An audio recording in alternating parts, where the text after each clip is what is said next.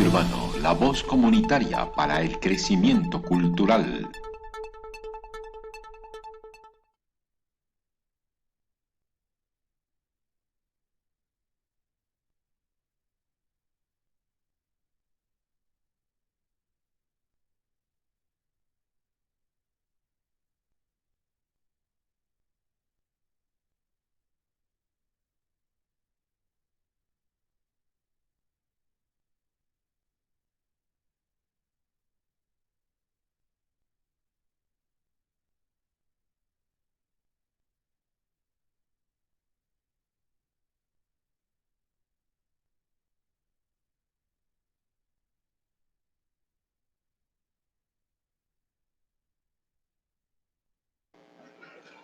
Buenas noches a todas las personas que nos acompañan. Desde el Grupo de Investigación de Derecho Penal agradecemos su participación. Quiero presentarles este grupo de investigación de la Universidad del Bosque, basado en el derecho penal, que no solo se basa en un grupo de investigación, sino que también somos fundadores de un observatorio criminológico de derechos humanos, todo liderado por el doctor Islen Jair Oviedo. Y como estudiantes investigadores tenemos a Paula Andrea Cifuentes, a Juan Camilo Peláez, a Diego Africano y a la suscrita Andrea Cárdenas. En este grupo de investigación abordamos diferentes temáticas bajo la revisión y apoyo constante del doctor Islen. Pero también aprovecho para comentarles algo muy interesante, y es que este grupo no solo se basa en la investigación tradicional, sino en ser pilares útiles, ya que hemos procurado implementar una conciencia en los ciudadanos, haciendo ese derecho que sea entendible para todos. Pues los ciudadanos tienen los derechos, pero realmente no saben cómo protegerlos. Por esta razón, debido a la vulneración latente de derechos humanos, decidimos desde el Consultorio Jurídico de la Universidad del Bosque brindarle un apoyo a los manifestantes con el fin de garantizar su derecho a la protesta. Una ampliación más de este tema nos la dará el doctor Islen. Muy buenas noches, gracias Andrea, buenas noches para Herbert y todo su equipo de trabajo. También un cordial saludo extensivo a todas las personas que nos acompañan desde donde nace la emisora en Bogotá, pero también para todo el mundo que nos conectamos en este momento en una sola voz. Por supuesto, personas que nos ven en Nueva York, la profesora María Paula, también de nuestro consultorio, allí también está haciendo presencia, desde diferentes partes de Latinoamérica, en México, y por supuesto un caluroso abrazo para todos aquellos que nos acompañan desde la hermana República de Bolivia, que nos han reportado sintonía. Como lo dice Andrea, es exactamente eso lo que realizamos en el consultorio jurídico, aparte de nuestra asesoría para las diferentes personas que consultan nuestros servicios en todas las ramas del derecho, particularmente en la rama que este servidor está liderando, el derecho penal. Estamos encargados de abordar la asesoría y el acompañamiento de los casos en aquellos delitos en los cuales nuestros estudiantes son competentes, pero particularmente en esta coyuntura que nos atañe el día de hoy y en esta situación que atraviesa nuestro país. Por supuesto, hemos liderado un proyecto desde la dirección del consultorio jurídico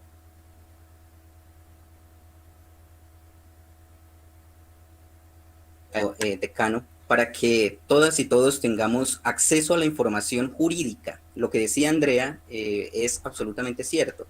Las personas saben que tienen ciertos derechos, pero muchas veces no saben cómo ejercerlos, o incluso en muchas ocasiones no saben que tienen derechos.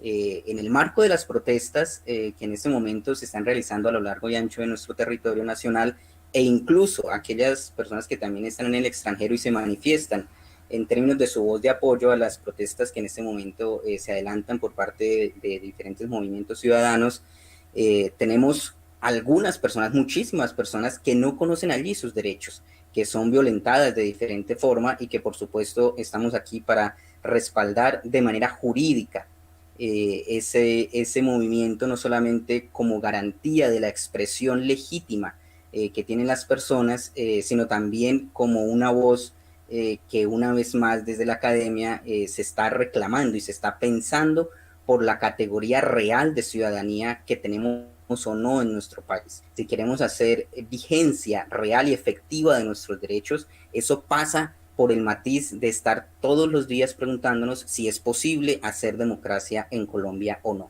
Y eso, por supuesto, lo vamos a tratar el día de hoy. Eso por un lado. Pero por otro, también nos va a acompañar el doctor Manuel Mauricio Martínez López, un distinguido abogado que ya más adelante tendremos oportunidad de escucharlo, y que nos va a contar cómo, desde su experiencia profesional, hay un sinnúmero de casos registrados en la cárcel La Modelo, en donde hubo, todos lo conocimos por noticias el año pasado, hubo básicamente una masacre y allí se violaron derechos humanos, por decirlo de manera coloquial, a diestra y siniestra.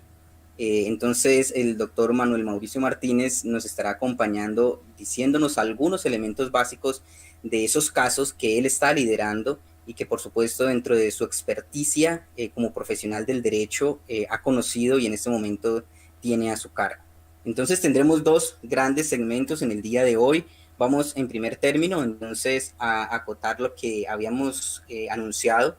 Sin embargo, vamos a hacer una presentación primero, inicial, así como Andrea nos ha indicado. Por favor, entonces tiene el uso de la palabra Diego, nuestro otro estudiante auxiliar del grupo de trabajo y de investigación.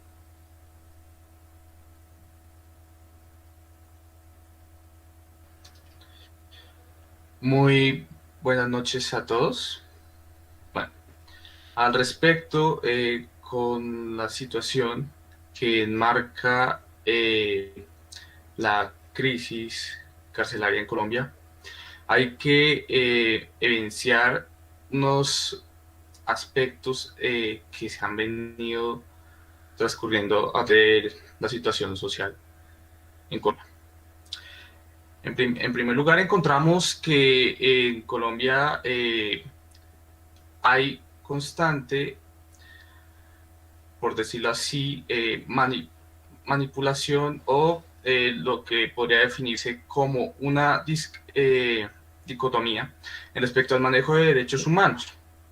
Estamos actualmente en una situación en crisis en diversos aspectos, pero en particular lo que sucedió en el mes de marzo del año pasado, es decir, del año 2020, se implicó una crisis que venía a reflejar lo que son tiempos en los que se ha omitido, por decirlo de algún modo, o ha menoscabado por parte del Estado, y lo que pretendo hacer referencia es a la crisis carcelaria.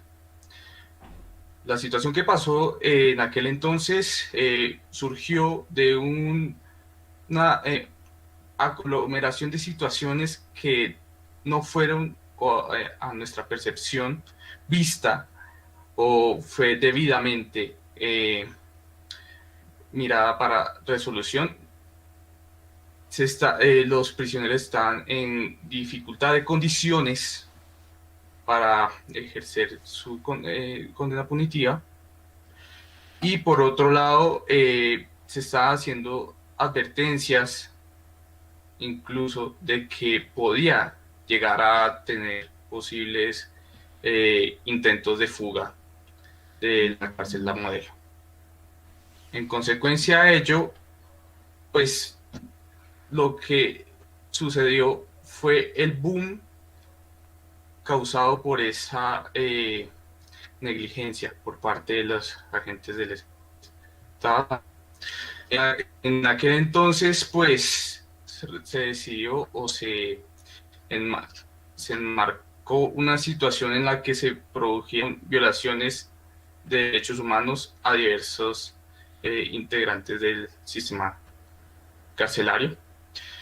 Hubo conflictos, hubo peleas, y entre ellos, pues desafortunadamente hubo un alto saldo de lesionados y de fallecidos.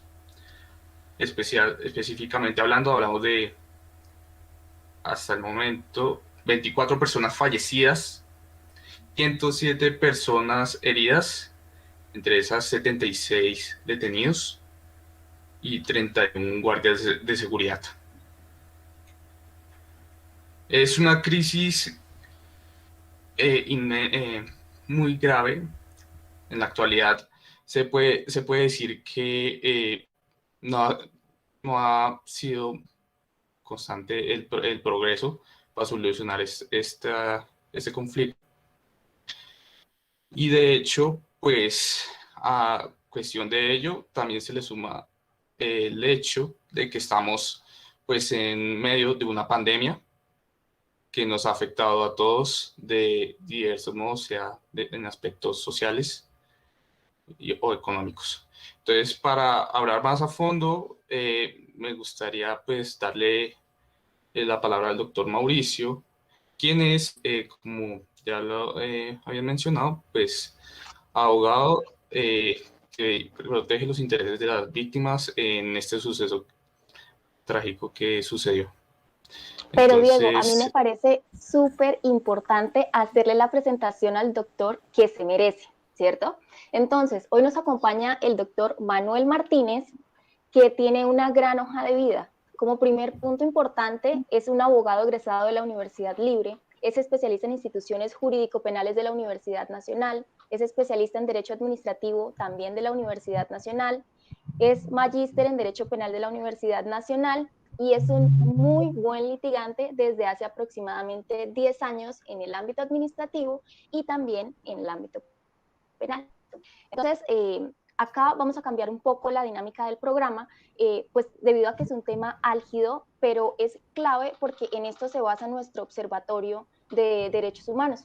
Entonces, doctor Manuel, queremos escucharnos y que nos cuente qué es usted. Gracias, Andrea. Muy buenas noches a todos. Un cordial saludo. De verdad que muy honrado por la invitación por parte de ustedes. Un saludo también a todas las personas que nos acompañan en este momento. Están escuchando la emisora Radio Enlace Urbano. Y bueno, agradecerle al doctor Islen y al grupo, a su grupo de trabajo por la invitación. Efectivamente, pues, como bien lo señalaba Diego Alejandro, pues nuevamente se presenta la ciudad de Bogotá. Desafortunadamente, pues ya se volvió costumbre en Colombia que se pisotean los derechos y garantías fundamentales y al Estado parece que no le importara, ¿no? Desafortunadamente, como bien lo refirió Diego Alejandro, pues hubo un abuso de fuerza. Fueron 24 uno de los 24 internos que falleció, al parecer se lanzó del cuarto piso, buscando obviamente no ser alcanzado por los proyectiles de las armas de fuego, y el golpe ocasionó su fallecimiento. Pues hay claridad y un documento que la Human Rights Watch reveló y concluyó que estas muertes fueron intencionadas. Hay dos informes que la Procuraduría General de la Nación tienen, y en uno de ellos indican que hubo un abuso de la fuerza y una violación de derechos humanos en la cárcel La Modelo de la ciudad de Bogotá. El informe de la Human Rights Watch refirió que la mayoría de las heridas de bala descritas en dichos informes de necropsia son consistentes con que fueron infligidas con la intención de matar.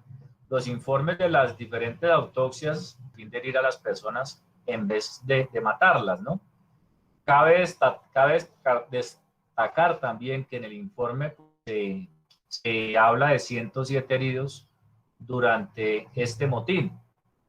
Y esto lo tengo que decir con total certeza, porque pues he tenido la oportunidad de hablar con varias víctimas directas que estaban privadas de la libertad el 21 de marzo del año anterior, cuando se presentó esta masacre, porque para mí fue una masacre que cometieron varios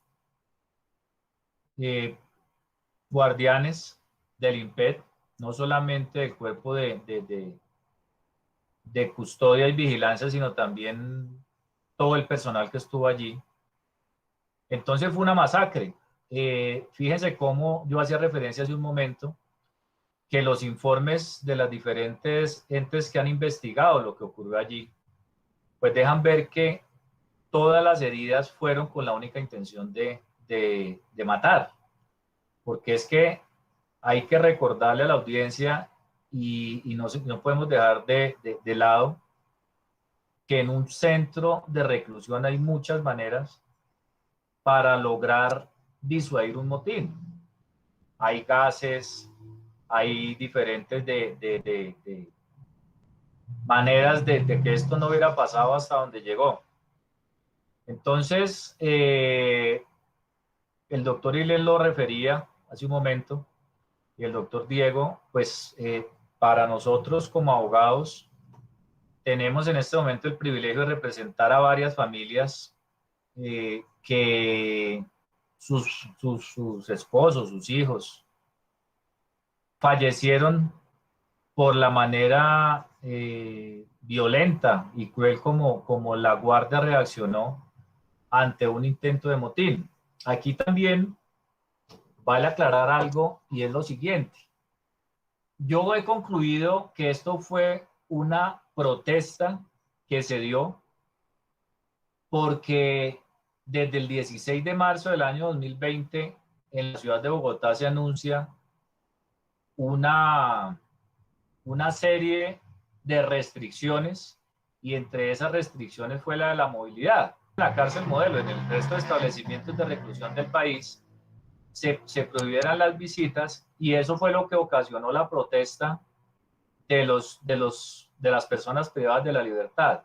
Aparte de ello, pues si nosotros que estábamos, gracias a Dios, en libertad, teníamos temor y la población continúa con temor, pues los internos temían por su estado de salud, porque es que las cárceles del país vienen siendo, eso no es de ahora, eso ha sido de toda su historia, en la que constantemente se vulneran derechos y garantías fundamentales de las personas privadas de la libertad. Entonces es muy difícil para una persona privada de la libertad que tiene diferentes dolencias, que no tiene una atención médica adecuada, pues obviamente que estaban todos con temores por lo que se venía y la expectativa que había con el tema del COVID-19. Una protesta que, como ya lo referí, se hizo donde empezaron a hacer una serie de ruidos y demás en la cárcel modelo. Ya después, pues la Guardia reacciona y es cuando desafortunadamente, pues esto desencadenó en tan lamentables hechos, ¿no? Lo que me han dicho a mí varios clientes que ya salieron en libertad y que aún están presos de la libertad, es que fueron mucho más de 24 los fallecidos y que fueron mucho más de 107 heridos. Pero pues eso ya es una función que esperamos que sea la Fiscalía General de la Nación, la Procuraduría, la que le esclarezca no solamente a las familias de los fallecidos y de los internos que fueron heridos, porque hay que también aclararles a la audiencia y a ustedes que aquí hay muchos muchachos que están privados de la libertad con heridas muy graves, con impactos de herida de fusil, que sin lugar a dudas los dejaron con secuelas permanentes, pero que desafortunadamente el INPEC, como suele hacerlo, pues no les ha brindado la posibilidad de realizar terapias, de que tengan una adecuada atención médica para poder superar pues todos los inconvenientes de salud que han tenido. Entonces, eso es lo que esperamos, no solamente nosotros como abogados representantes de víctimas, sino considero yo que el INPEC, la Fiscalía, la Procuraduría y los demás entes de control que están analizando y con la intención de aclarar lo que ocurrió, pues que efectivamente le den una respuesta seria al país y a las víctimas de qué fue lo que en realidad ocurrió y que en una cifra exacta pues de los heridos y de los muertos que desafortunadamente vivieron estas acciones el 21 de marzo del año anterior.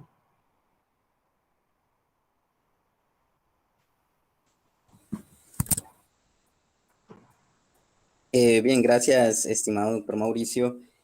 Precisamente uno de los objetivos que habíamos planteado para el día de hoy es esta visión que nos acaba de dar el doctor Mauricio.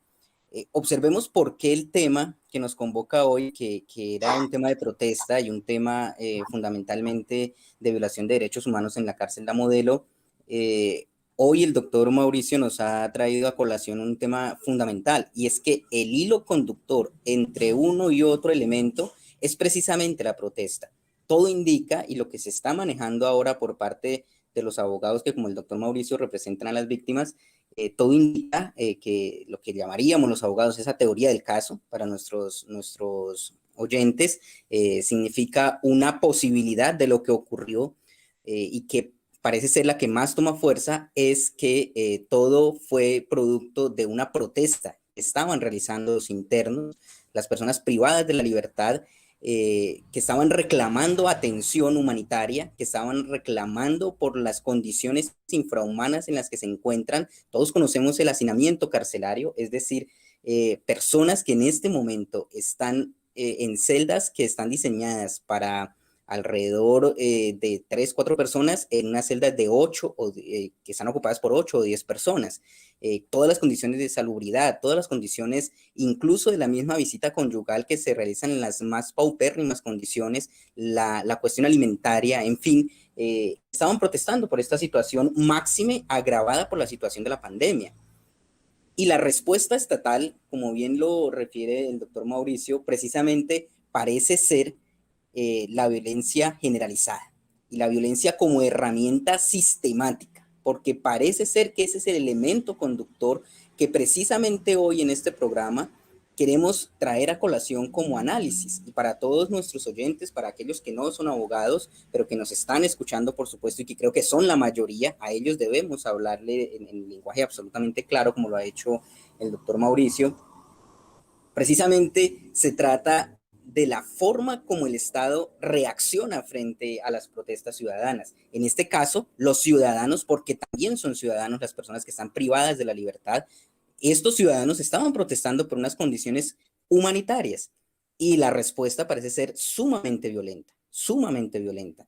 Está documentado como bien lo refiere el doctor Mauricio, hay personas con heridas de bala, personas parece ser con rastros de tortura, y con diferentes rastros que por supuesto son analizados en este momento por medicina legal y en su momento también lo fueron, pero que necesitamos de fondo esclarecer esos asuntos.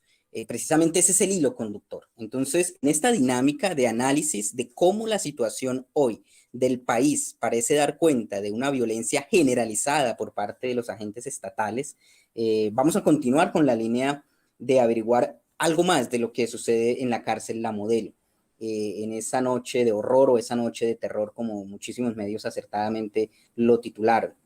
Entonces, doy la palabra a Andrea para que continúe, por favor, con algunas preguntas para nuestro invitado, el doctor Mauricio.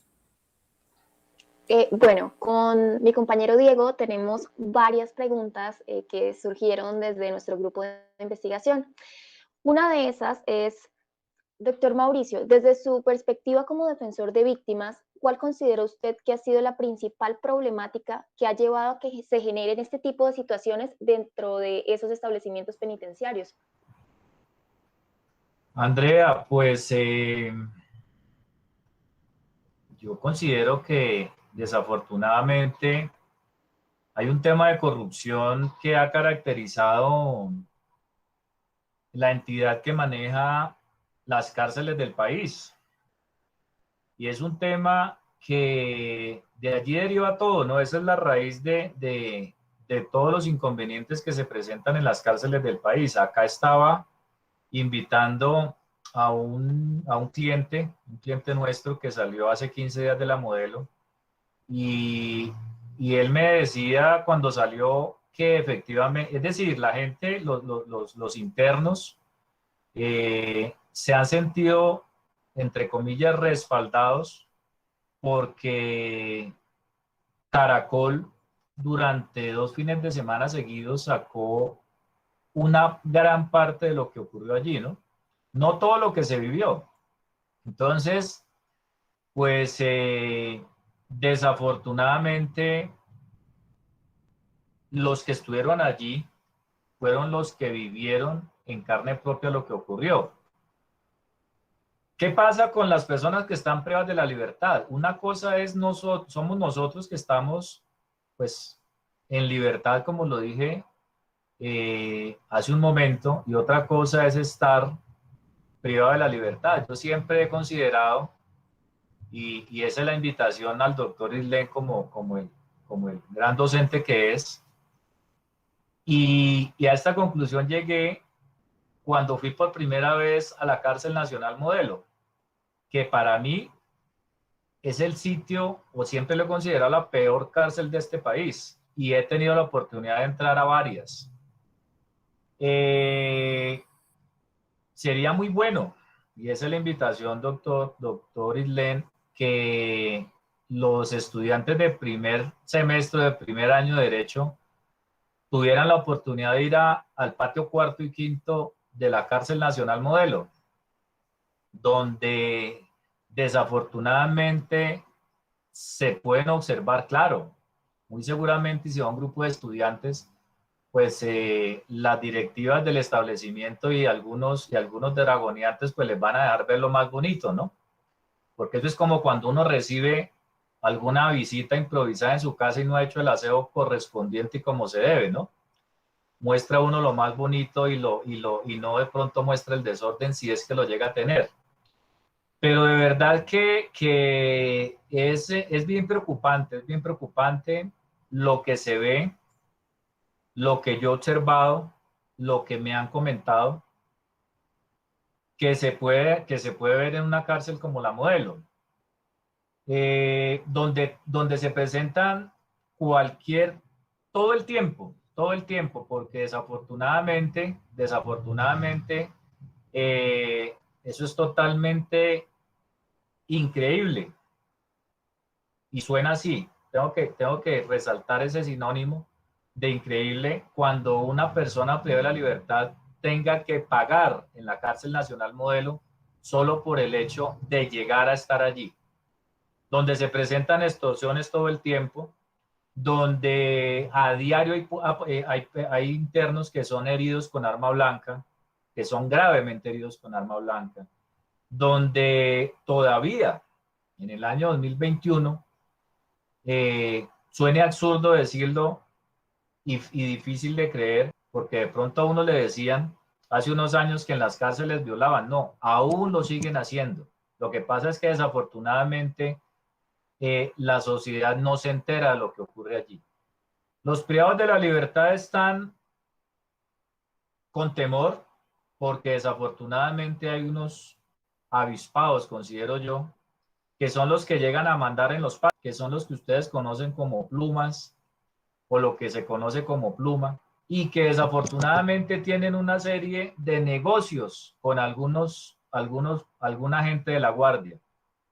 Y tengo que decirlo abiertamente, porque yo sé que estamos al aire, pero pues en esta hermosa profesión en la que Dios nos ha dado el don de estar todo el tiempo, y a los que nos gusta el penal, pues muy seguramente no somos moneditas de oro para caerle bien a todo el mundo, ¿no? Muchas veces ni a jueces, ni a magistrados, ni a los mismos clientes, y menos a la contraparte.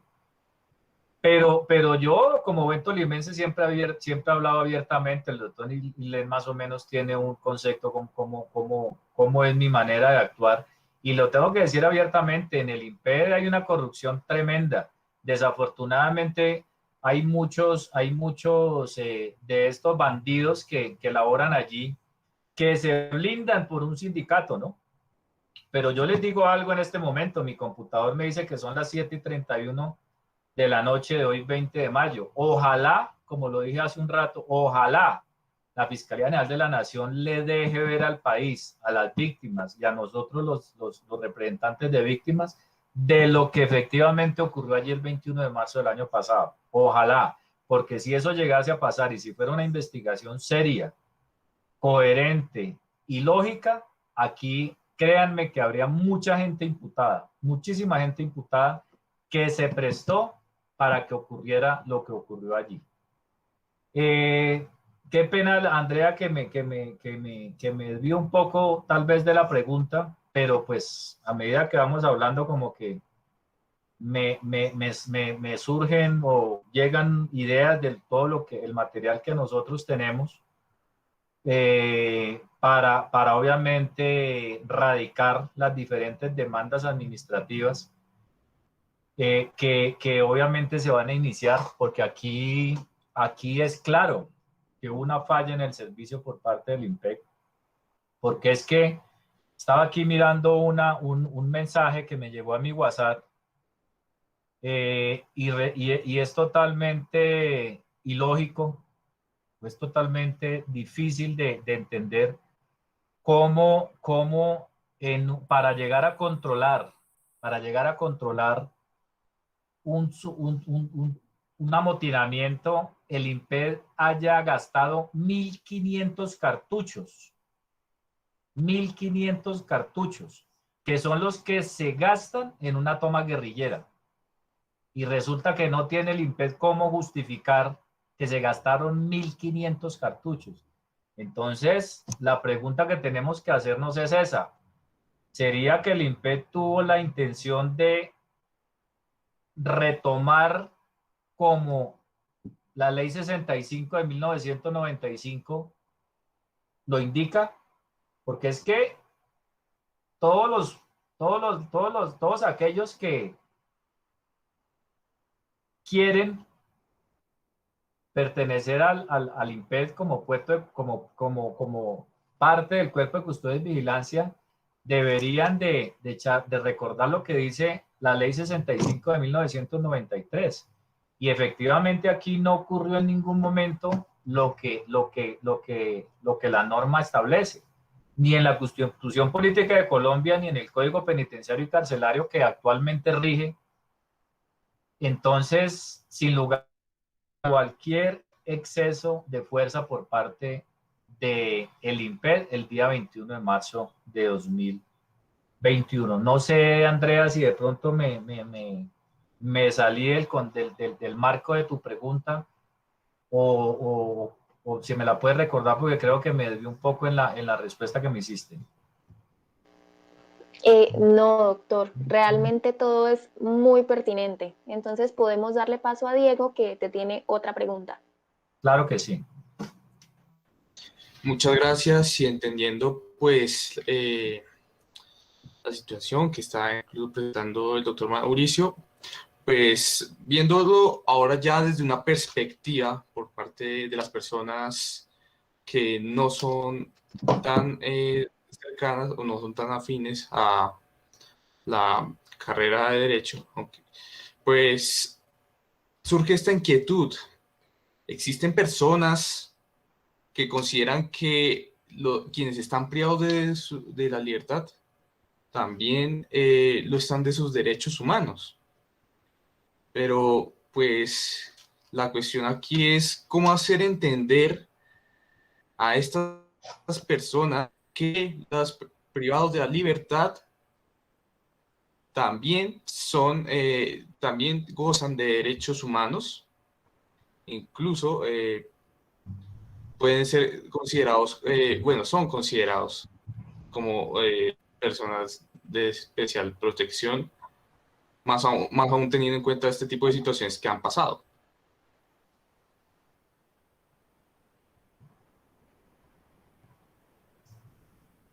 Bueno, Diego, tengo que retomar nuevamente la primera pregunta que me hacía Andrea, que consistió en que el panorama de la situación carcelaria del país, ¿correcto, Andrea? Pues el panorama es el mismo de siempre, es lamentable. Es que recuerden que llevaba poco años de fundada la cárcel Modelo, que si no estoy mal y si mi memoria no me falla, se fundó en 1960, creo que fue. Y a los pocos días se presentó la primer masacre, ¿sí? Hace 20 años, por una serie de inconvenientes, de guerra que tenían internas, unos grupos de autodefensa en la Modelo, también se presentó otra masacre. Y ahorita vuelve y se presenta otra masacre. Entonces, el panorama actual de la situación carcelaria, pues es lamentable y es el mismo que siempre se ha vivido. Lo que pasa es que, como ya lo referí, desafortunadamente, pues allí opera la ley del silencio, ¿no? Allí opera la ley del silencio. Varias personas me han dicho que donde se llegase, porque eso fue lo que le escuché hace muy poco al actual ministro de Justicia, que la cárcel modelo la van a quitar de donde está, parece que va a quedar en un lote cerca a La Picota, y muy seguramente cuando traten de establecer los cadáveres que pueden estar allí, pues muy seguramente van a ser incalculables, innumerables, porque es que, pues, no podemos olvidarnos que hay mucha persona que llega a Bogotá, ¿cierto? Por diferente razón, como lo decía Diego, y eso tiene que ver con la segunda pregunta, pues llegan solos, no tienen familia, por cualquier situación que sea, cometen algún tipo de delito, llamémoslo un hurto, llamémoslo que un muchacho que no tiene para comer por la situación que sea, que no lo justifico, ¿no? Que porque no es justificable, se robó un celular y fue tan de malas que en su primer vuelta, como lo llaman los muchachos, pues sean privados de la libertad, ¿cierto? Y llegan a la cárcel nacional modelo, donde nunca tienen una visita, donde no tienen doliente, como se dice colegialmente. Entonces díganme, si no es de pronto fácil, entre comillas, saber qué pasó con ese muchacho, si algún día salió o no salió de alguna cárcel. Entonces, ¿por qué llegó a este comentario? Porque yo ya lo dije en la primera intervención que tuve, que a mí me han dicho muchachos que ya salieron de la modelo y que otros que están allí, que 24 muertos fue el pico, ¿no? Eso es lo que me dicen, porque yo pues no estuve allí, pero, pero eso solamente lo sabe el IMPEC. Lo que pasa es que si ustedes vieron el programa que Noticias Caracol emitió, pues allí se ve, hay una imagen en la que el CTI se va a las 6:30 de la mañana de hacer los levantamientos, ya mismo que fueron mal hechos, que fueron totalmente mal hechos, porque también no sé si ustedes vieron cómo uno de los cuerpos le estaba bajando los bomberos de la zona, de uno de los techos de un patio de la modelo. Eso es totalmente absurdo, ¿sí? Entonces la situación carcelaria, pues va de mal en peor. Y el doctor Iglesias lo decía hace un momento. El tema es que hay una sobrepoblación, hay un hacinamiento que no es de ahorita. Hay un hacinamiento que es elevadísimo, donde inclusive ya el Consejo de Estado lo ha referido en varias sentencias en donde le ha ordenado al Estado colombiano solucionar el hacinamiento que tiene. Pero pues eso le da a uno hasta risa ver esa sentencia, porque ¿quién la ha cumplido? Cuando es muy sencillo. Yo les invito a que ustedes vayan a la estación de policía más cercana, que vayan al CAI más cercano, que vayan a la URI más cercana y me digan o nos digan qué tanto hacinamiento hay uno dentro de cada uno de estos sitios donde hay personas privadas de la libertad. ¿Sí? Entonces, estaciones de policía, CAIs, URIs, no tienen cabida para tener una persona privada de la libertad más. Ahora, que si hay vulneraciones de derechos y garantías, claro que sí, porque es que la ley, el código penal, el código de procedimiento penal, la ley 906, nos refiere que hay un tiempo para que cuando un juez de garantías ordena una privación de la libertad en establecimiento carcelario a una persona que ha sido imputada, o sea, el juez ordena que sea en el menor tiempo posible, de manera inmediata, que sea trasladada a un establecimiento de reclusión. Entonces, fíjense cómo ni siquiera las órdenes que en una audiencia preliminar o en unas audiencias preliminares un juez de la República da, se cumple. ¿Por qué? Pues porque siguen estando dentro de una estación de policía y no son llevados a donde tendrían que estar, que es un establecimiento de reclusión. Otra cosa que me parece valiosa aclararle a la audiencia: en la Modelo fueron varios los privados de la libertad que fallecieron estando en condición de acusados. Habían otros que estaban en condición de imputados. No todos estaban condenados. Entonces, no tenían por qué estar allí en la Modelo. Deberían de haber estado en otro establecimiento de reclusión, bien fuera la Picota o la cárcel distrital. Entonces, eso tengo que decirlo de una manera muy respetuosa, pero muy clara y muy cierta. La situación carcelaria del país, pues para mí es una vergüenza, y no es de ahorita, es de toda la vida. Diego me hizo la segunda pregunta, y es que, ¿cuál considera usted que ha sido la principal problemática la cual ha llevado a que se genere este tipo de situaciones dentro de un establecimiento penitenciario? ¿Fue esa la pregunta, Diego?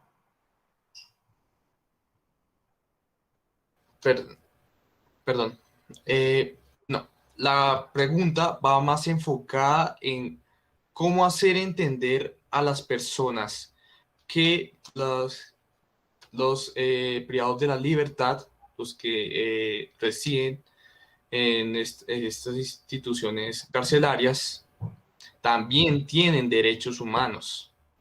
Ok, que no es que... Diego, pues es decir, yo soy muy creyente y yo siempre lo he dicho: si esta humanidad fue capaz de crucificar a Jesucristo, pues aquí pueden pasar muchas cosas, ¿no?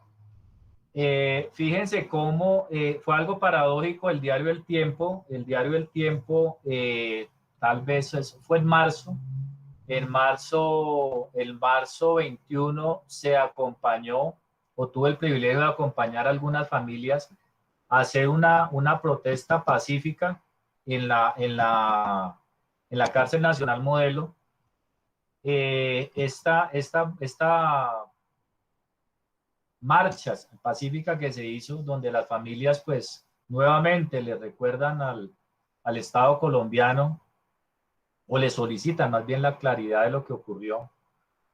El diario El Tiempo, en una columna donde tuve el privilegio pues de aportar lo que dentro de mi punto de vista había ocurrido, pues saca una historia lamentable de uno de los fallecidos allí, un muchacho que tuve la oportunidad de conocer 2 años antes en la cárcel Modelo.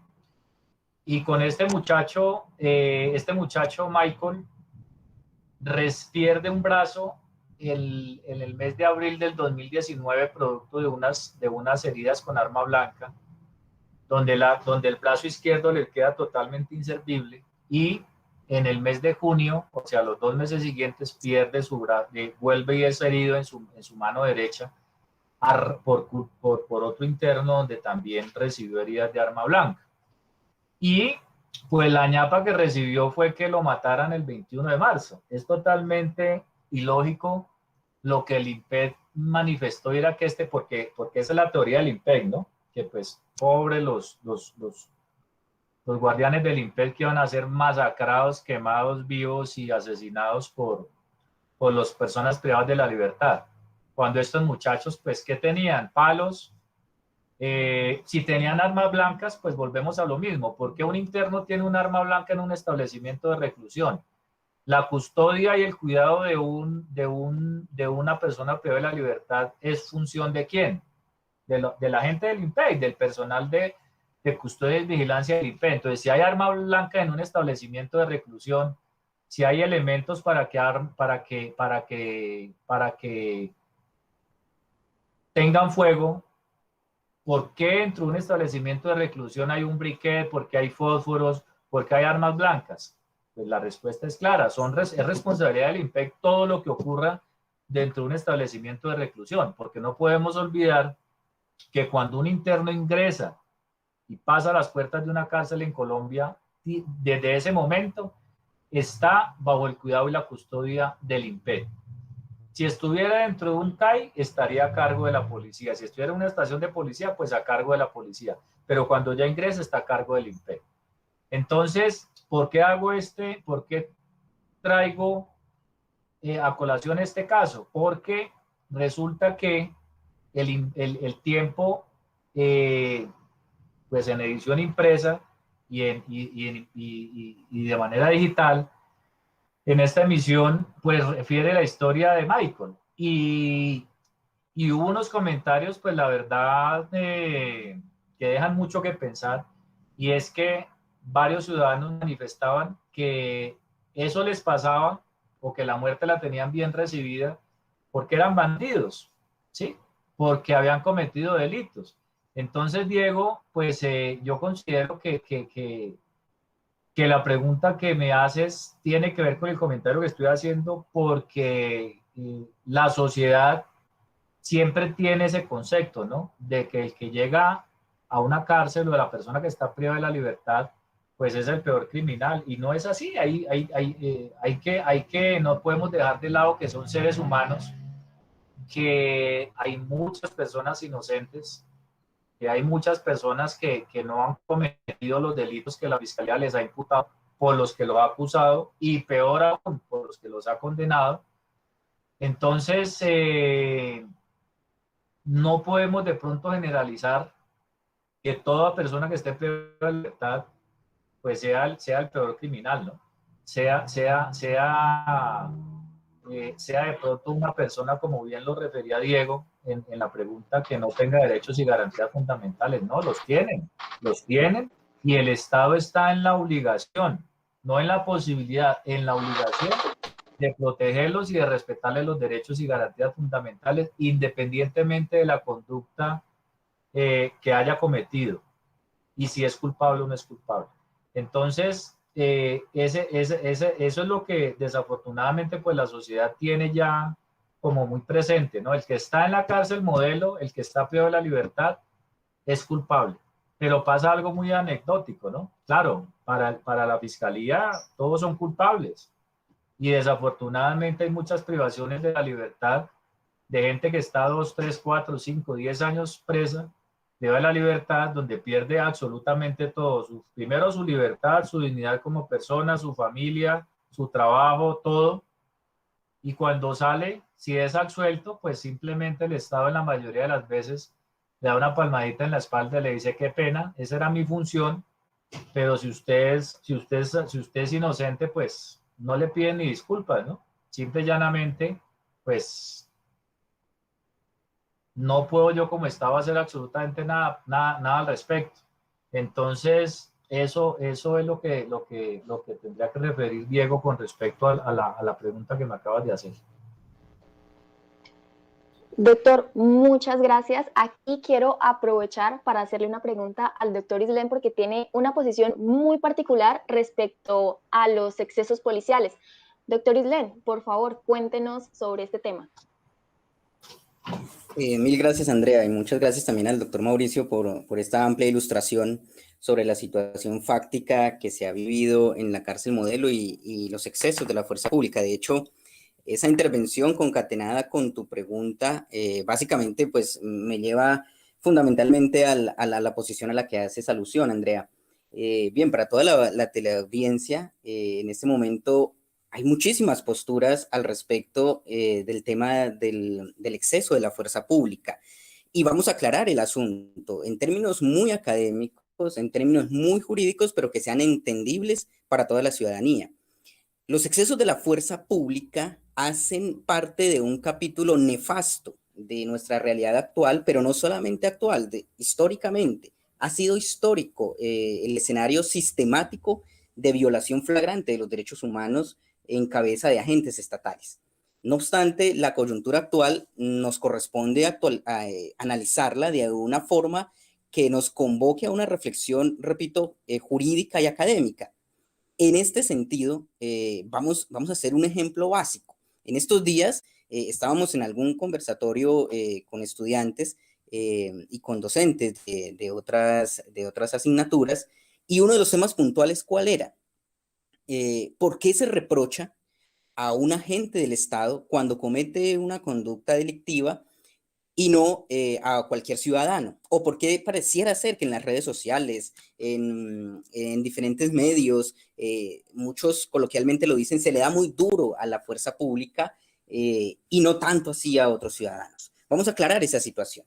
En el derecho penal y en general en el derecho público hay una situación muy particular, y es que todos los ciudadanos, todos, los civiles y militares, todos los ciudadanos, tenemos una obligación de no hacer, le llama el derecho, obligación de no hacer.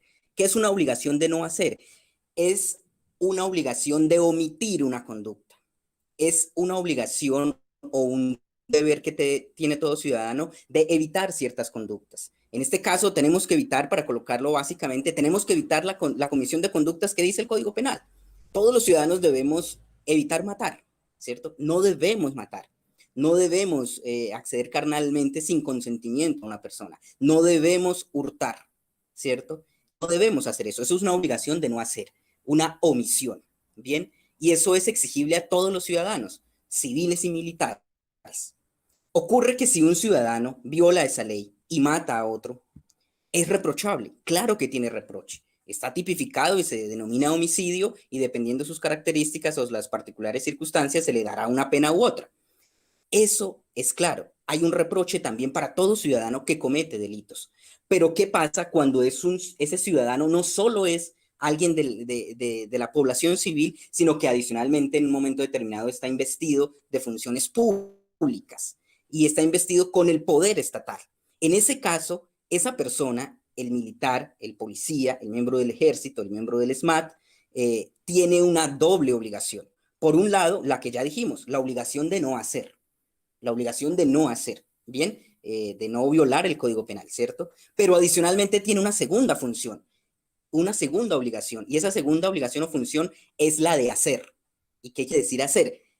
Realizar, desplegar toda serie de conductas para proteger esos bienes jurídicos que tiene la ley. Es decir, por un lado, debe evitar cometer los delitos que todo ciudadano debe evitar cometer, pero adicionalmente tiene la labor de no realizar esas conductas y, por el contrario, tratar de evitarlas y desplegar una acción que logre contener esa situación.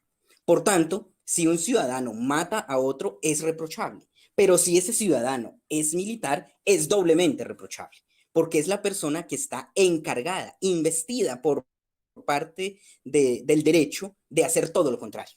En el ejemplo más coloquial, para nuestra audiencia podríamos decir, es como si tú le confías tu casa a un vecino, ¿cierto? O mejor, al celador del conjunto. Tú le confías tu casa y le dices, este fin de semana me voy de paseo y necesito que por favor me cuides mi casa. Pues tú tienes la labor de cuidarla, pero te la recomiendo, por favor, tengo algunos bienes allí, en fin. Y él te dice, claro que sí, claro que sí. Y cuando tú regresas del puente festivo, encuentras que la casa está vacía y que tú eres una víctima de hurto. En ese sentido, te pones a preguntarte, ¿quién fue? En un momento puedes decir, fue una banda de ladrones, fue una banda de ladrones. Y tú dices, fue una banda de ladrones, esto es impresionante, estamos en una inseguridad, en fin, y eso es reprochable para esa banda de ladrones, es reprochable. Pero en el segundo caso, imagínate que descubres que no fue la banda de ladrones, fue una banda que tenía el celador al que le confiaste tu casa. Por tanto, en los dos casos, la conducta es reprochable, pero hay un grado de reproche mayor cuando esa conducta la comete aquel en quien depositaste tu confianza, a quien le estás pagando para que haga todo lo contrario, para que se abstenga de hurtar, pero para que adicionalmente cuide tu casa para no hurtar. En ese sentido, a la fuerza pública, todos los colombianos, tú y yo, todos los que estamos, todos cuando vamos a comprar un paquete, cuando vamos a hacer cualquier cosa, así sea un paquete de papas, cualquier cosa que ahora ya tiene IVA, estamos pagando unos impuestos. Y los servidores públicos, si entendiéramos bien la labor pública, son empleados de la ciudadanía, son empleados de la ciudadanía. ¿Qué pasa cuando esa persona a la que le confiaste tu vida, tus bienes, tu integridad, la integridad de tu familia, es la misma que viola esos derechos? Tiene un segundo reproche. No es que sea diferente, que le estamos haciendo un rasero diferente, no, es que a la luz jurídica, y eso lo entiende cualquier persona, por lo menos creo yo en esta teleaudiencia, y por supuesto cualquier estudiante de Derecho, le es más reprochable, le es más reprochable. Por tanto, la pregunta frente a los abusos de la fuerza pública nace de allí. Particularmente quiero hacer alusión a ello.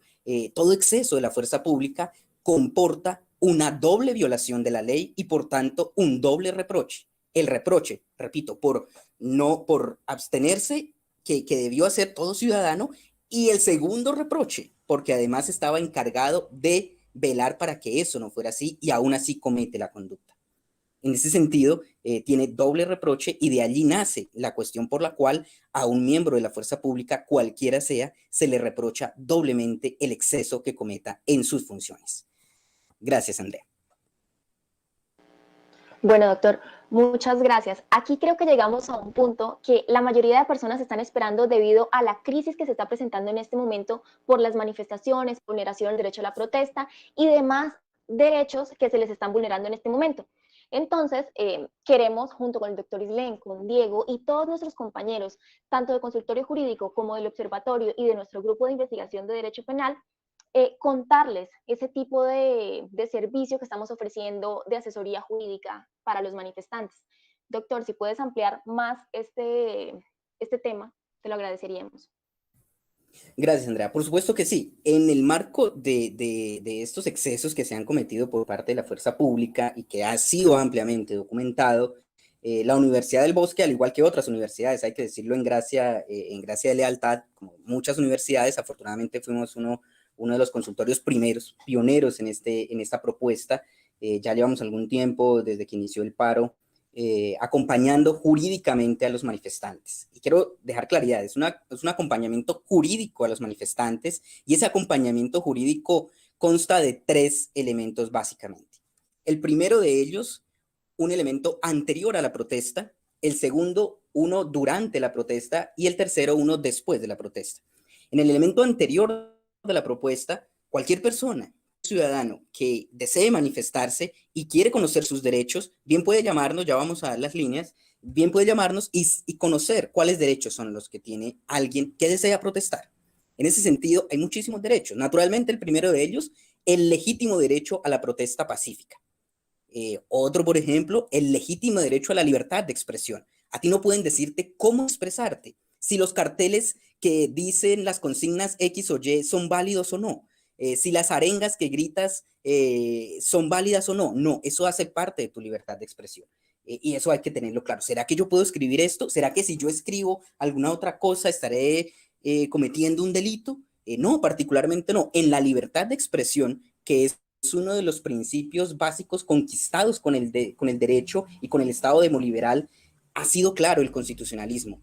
La libertad de expresión, básicamente, a nivel de lo público, casi que podríamos decir, podría llegar a un nivel casi ilimitado. Digo casi ilimitado porque también para personajes privados tendríamos que manejar diferentes cuestiones. No es lo mismo referirse al presidente de la República que a alguien de derecho privado. El presidente de la República es una figura pública y por tanto, si yo quiero decir que es el mejor presidente de este mundo, lo puedo decir. Y si quiero decir que es el peor presidente de este mundo, también lo puedo decir.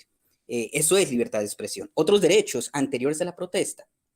Las personas que desean comunicarse con nosotros para decir, bueno, yo también tengo derecho incluso a hacer grabaciones durante el procedimiento, durante las manifestaciones, durante los procedimientos incluso de la policía. Claro que sí, el artículo 21 del Código Nacional de Policía así lo dice. Todos tenemos derecho a grabar los procedimientos de la fuerza pública. Todos. En ese sentido, no es posible que le digan a usted está prohibido, le voy a decomisar el celular, en fin, no, usted tiene total y pleno derecho.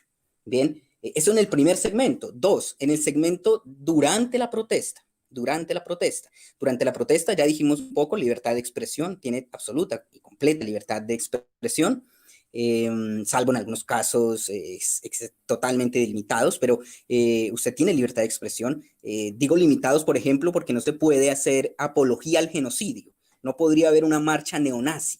No podría haber alguien que diga estoy a favor de la muerte de los negros y deben morir y que reviva el régimen nazi. Eso no podría hacerse, porque eso es una apología al genocidio. Pero por lo demás, usted tiene la libertad de expresión.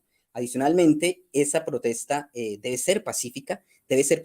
Y cuando se torna violenta, ya sea por un sector u otro, por infiltrados, por saboteos, en fin, por cualquier cosa, usted también tiene derecho a que se le trate con respeto y con plena garantía de sus derechos. Si alguien se comporta de manera violenta, lanza una piedra contra un CAI, no puede responder la fuerza pública con un disparo en la cabeza. La piedra y el revólver no son comparables, naturalmente. Patear un CAI, que es una conducta reprochable, que no estamos promoviendo esa conducta, por supuesto es reprochable, no puede ser comparada de ninguna manera con un atentado contra la vida e inmediatamente un disparo a la cabeza. Hay procedimientos y la fuerza pública lo conoce. Entre esos procedimientos está la neutralización del sujeto. La persona no debe ser eliminada, debe ser neutralizada. Es decir, si la fuerza pública logra con su preparación, para eso está preparada, si logra con su preparación que este ciudadano que está manifestando violentamente deje de hacerlo, hasta ahí va su intervención. Hasta ahí va su intervención. Es más, si él continúa en su intento violento, en su acción violenta, debe neutralizarlo. Y neutralizarlo es respetarle todos los derechos, pero básicamente que él ya no pueda realizar esa conducta. Pero no debe eliminarlo, no debe dispararle, no debe de ninguna manera utilizar ese tipo de armas. Bien. Y número 3, posterior a la protesta. De manera posterior a la protesta tenemos la atención jurídica para las personas capturadas, para las personas a quienes se le están abriendo procesos por terrorismo, por daño en bien ajeno, por violencia contra servidor público, en fin.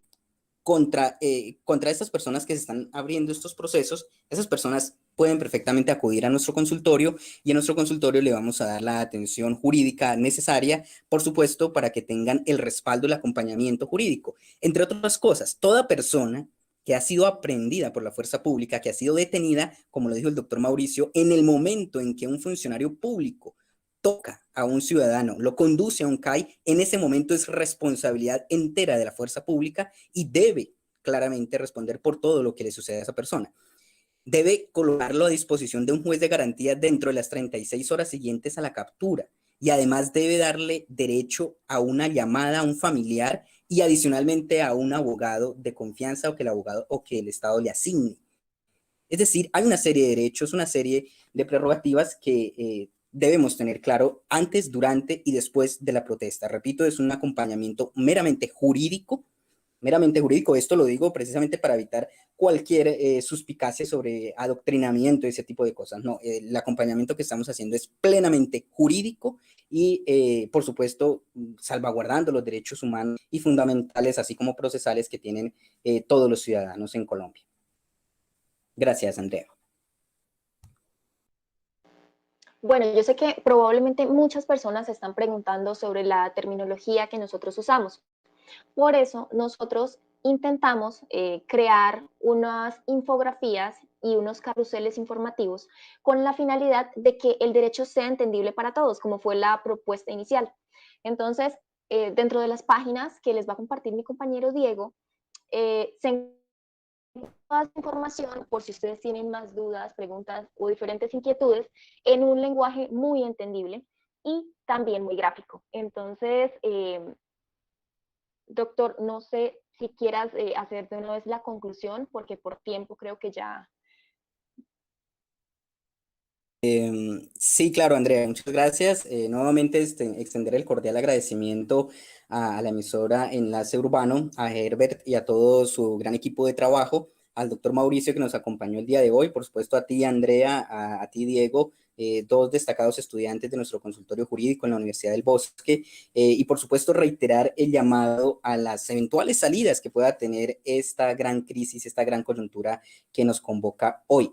La gran solución tal vez parece ser un diálogo real, nacional, directo, sin una representación cooptada por los políticos tradicionales, sino una representación directa de los manifestantes, de los jóvenes que se están manifestando y que por supuesto ellos han creado sus propios canales de representación internos en el paro, que es muy interesante y tal vez sea oportuno en otro programa abordarlo. Por último, quiero cerrar extendiendo la cordial invitación que está haciendo en este momento la Universidad Nacional de Colombia, y me tomo este espacio un momento a nombre de la Universidad Nacional, en donde también tengo el orgullo de trabajar, y también la Universidad del Bosque muy probablemente se va a unir a esta iniciativa, como ya lo han hecho otras universidades. Se está abriendo una gran convocatoria a nivel nacional para que todas las personas, de todas las edades, de todos los grupos sociales, de todos los grupos étnicos del país, de todas las situaciones económicas, sociales, religiosas, participen en una serie de consultas, en una serie de construcción de posibles salidas a esta gran crisis nacional. Estamos manejando 7 bloques temáticos, entre ellos está el fortalecimiento a la democracia, el derecho fundamental a la salud, un pacto un pacto general, un nuevo contrato a nivel fiscal para el desarrollo económico y social incluyente, la implementación de los acuerdos de paz, la vigencia del Estado Social de Derecho, el derecho a la educación, allí estarán todos los estudiantes naturalmente, esperamos, y quienes no están escolarizados también, y un último punto en términos de la juventud y la ciudadanía ampliada. Son 7 grandes bloques temáticos que la Universidad Nacional está proponiendo para discutir a nivel de todo el país, y por supuesto se está haciendo un llamado para que las universidades, como ya se están uniendo, y la Universidad del Bosque muy probablemente hará parte de ello, una gran discusión a nivel nacional en términos de diálogo pacífico y en diálogo que podamos interlocutar realmente frente a lo que nos interesa. No son todos los que están participando vándalos, ni mucho menos. Son personas, son ciudadanos que están reclamando sus derechos, y hoy la Universidad Nacional de Colombia quiere hacerse parte de este proyecto de nación, planteando 7 grandes bloques temáticos para que todas las universidades del país, todas las personas, escolarizados o no, los campesinos, los miembros de las comunidades indígenas, todos tengan asiento en un gran diálogo nacional. Se pueden colocar en contacto con la Universidad Nacional de Colombia en las páginas de la misma, en la rectoría de la universidad, y se han habilitado algunos canales que muy probablemente en estos días empiecen a circular en redes sociales. Muchas gracias nuevamente, Herbert, y qué pena, nos extendimos un poco en el uso de la palabra, pero dice por ahí la Biblia jurídica que donde hay 2 o 3 abogados reunidos en nombre del derecho hay más de 2 o 3 horas de diálogo. Gracias, Herbert, muchas gracias a toda la teleaudiencia, un cordial abrazo y esperamos superar esta situación de crisis nacional con la mejor solución, que es el diálogo y no las armas. Gracias. No, para nada, doctor Islem, para nosotros es un gran honor tenerlos aquí en la parrilla de programación de Radio Enlace Urbano. Agradecerle a su equipo de trabajo por este maravilloso programa. Aprovecho para pues, un comentario de María José Gómez que dice: gracias por tan magnífica información, precisa y concisa, aplicable en estos tiempos de cambio. También un comentario que agradecerles por ese gran labor que están haciendo con manifestantes que están siendo víctimas de abusos, que se sienten apoyados de una gran institución, entonces que les parece muy valioso todo esto que ustedes están haciendo. Agradecer el trabajo que está haciendo el consultorio jurídico con todo estos servicios que están prestando a la comunidad, y aprovecho para dar el teléfono celular del consultorio jurídico, no solamente para los casos puntuales de las manifestaciones, sino para toda esta oferta que tienen en diferentes áreas del derecho, completamente gratuitas, si no me equivoco, ustedes me corrigen, para estratos 1, 2 y 3. El número de teléfono es el 305-340-3206. Allí podrán comunicarse y les asignarán un abogado en formación que les llevará sus casos y los asesorará, perdón, de la mejor manera para que ustedes puedan resolver sus inquietudes. Doctores, muchísimas gracias al doctor Mauricio, perdón, por esa gran ilustración, muy importante para nosotros tener este tema en nuestra emisora. Nuevamente los micrófonos y las redes sociales de Radio Enlace Urbano están dispuestos para que ustedes puedan comunicar lo que deseen. Nos hace un honor muy grande tenerlos como parte del trabajo nuestro. Entonces, ya para finalizar, los voy a dejar con un pequeño video de que responde a algunas preguntas que han tenido usuarios del consultorio jurídico. Y nuevamente, doctor, muchísimas gracias y muchísimas gracias a su equipo de trabajo. Muchas gracias a ustedes. A ustedes, muy amables. Entonces, como les decía, los dejo y les agradezco mucho su compañía, a toda la audiencia que tuvimos el día de hoy. Recordarles que Radio Enlace Urbano es una emisora de carácter comunitario que está abierta a todo tipo de público, y pues que aquí los esperamos y les agradecemos su compañía. Muchísimas gracias.